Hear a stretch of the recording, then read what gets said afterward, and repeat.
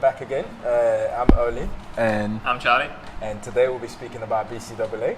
As always, before we start, we wanted to give you some learning names at the start so we can gauge your learning as we go through as well anyway, okay? So one of the first things I wanted you to understand is the makeup of Bcaa, okay? The difference with other aminos. So Bcaa is still an amino acid, but we wanted you to understand a little bit more about the differences as well. In terms of the benefits for you, and Bcaa, we always think about it in two phases: the anabolic properties and benefit, and the anti-catabolic properties as well.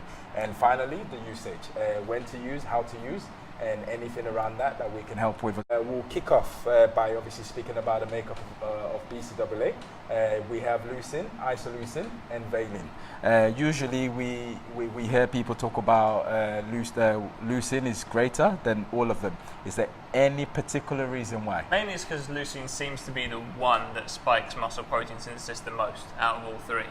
So you normally want a little bit more of that compared to the other two, so you can make sure you can. It's almost like leucine's almost, although it's an amino acid and it's used in the muscle, it's also kind of a semi-neurotransmitter, so it sends that signal to let's start making some muscle mass, or at least not being catabolic. To go through. Cool. They're free bond amino acids, and obviously what that means is readily available to your muscles. The difference with other aminos.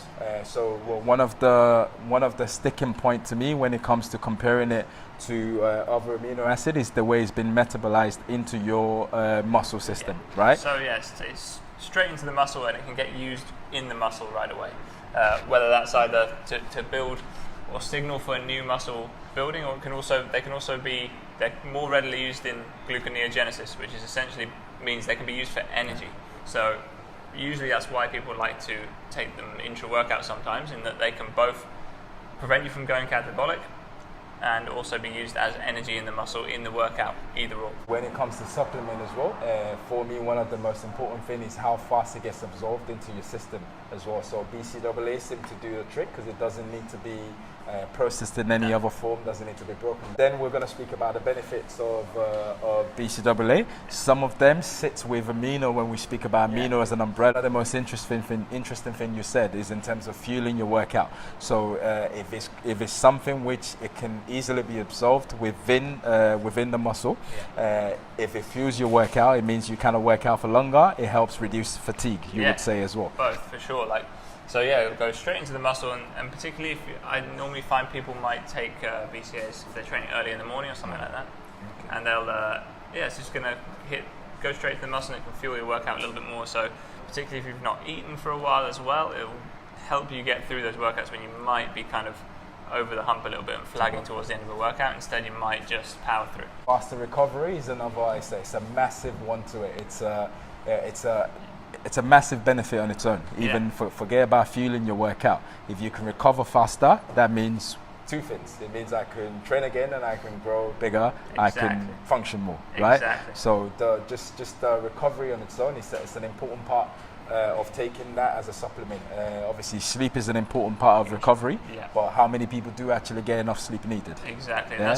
That's where supplementing with things like aminos or BCAAs can help.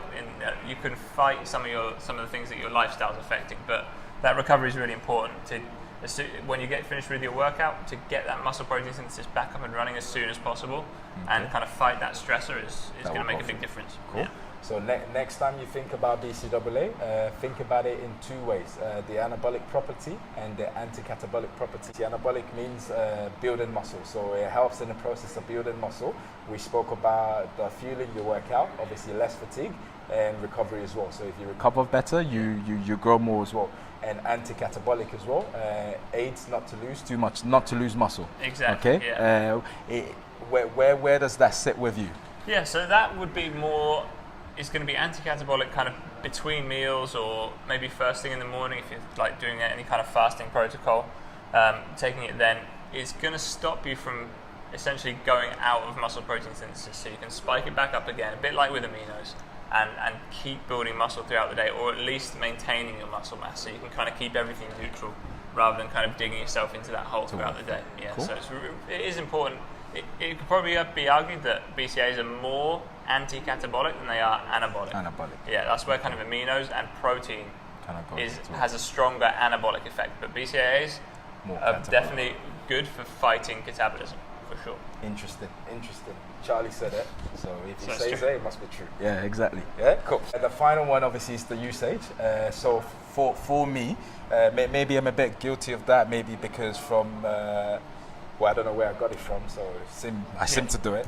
So for me, I pretty much most of the time use it between my workouts. So literally when I start my workout, I would usually have two, like one ready mix and one in powdered form. And at the end of the day, I kind of forget about the powdered form. Right. But when I work out, I would use it.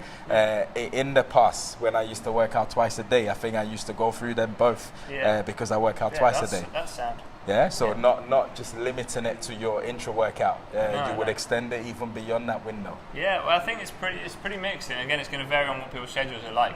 I think when you're doing two-a-day workouts, man, for sure you're going to need to probably get more protein feedings in, and then in between get the BCAAs in. I was the same when I was preparing for a physique competition, and you've got like an hour of cardio in the morning, and then your weights in the afternoon, or however you're setting it up. I'd always have the BCAAs on the go, either after the cardio, during the cardio, and then kind of throughout the day as well. Because again, you're just trying to make, in those kind of times when you're dieting as hard as you can, you want every gram of muscle to stay on your body. And if BCAAs can help that even by 1%, sometimes it can make all the difference. Cool. Yeah. And that kind of leads in nicely to the next topic as well. So in terms of BCAA, I know we speak about muscle a lot, but a lot of people think about muscle, they start to look at your biceps and thinking that's what you're referring to. Muscle can be somebody even losing 10 kg of fat and trying to kind of retain that muscle. So BCAA, obviously it's for everybody. And also when it comes to sports people who play football, who run, it's cardio. Super exactly. catabolic, Exactly. So these are the kind of things that help promote obviously maintaining your muscle. So you don't always have to grow it, like Charlie said earlier. The catabolic property is probably greater than the anabolic property as well. For sure, and I've also got clients like slightly older women where like they'll be more in danger of losing some lean body mass as well as maybe bone density. Super important. Like if the BCAAs can help in any way, retaining that muscle mass and kind of helping them at least stay strong and healthy, then I think why not? The good thing about BCAAs is it's usually not the most expensive supplement in the shop, so it's really good. Like it's not going to break the bank, and you could get a good amount of benefit from it. One of the questions I wanted to ask as well, in terms of age, does that play a factor into it? If you're young or you're old, you could still benefit from BCAA, but I do think with older populations it could be something worth looking at, because as you age, both male and female, things like your testosterone start going down, testosterone levels in the body, and that is going to reflect in your lean body mass. So again, if you can help retain a little bit of lean body mass with some BCAAs or an amino product, then it's going to help along the way. And we're not talking about being kind of like a jacked 50-year-old here. Like if you are 50 and you have 5 kilo more muscle, like that's protection for your joints. It's strength going up and down the stairs, it's strength playing with your kids or grandkids or whatever you've got at that time. So yeah, again, we're not just talking about big biceps here, it's something with your longevity, which is really important to think about. And just to recap some of the things we wanted you to understand as well. So we spoke about the makeup of BCAA. Obviously I think we did a pretty good job covering that. Hope so. Okay. Yeah. Whatever Charlie says. And the difference from other amino acids. So BCAA is an amino on its own, but I think most people kind of speak of amino, they will either refer to all the other aminos or they will only refer to BCAA as aminos. So it's a huge topic. Okay, and the benefits as well. Obviously, we spoke about the benefits of BCAA, and we spoke about two things. Next time somebody mentions BCAA to you, think about it in terms of the anabolic property and the anti-catabolic properties as well. Anyway, and finally, we spoke about usage. BCAA is for everybody. You're dieting, sport-specific people. You're building muscles, for everybody. But if you're not sure about what to take, obviously speak to your doctor. We always recommend that. And yeah, keep growing.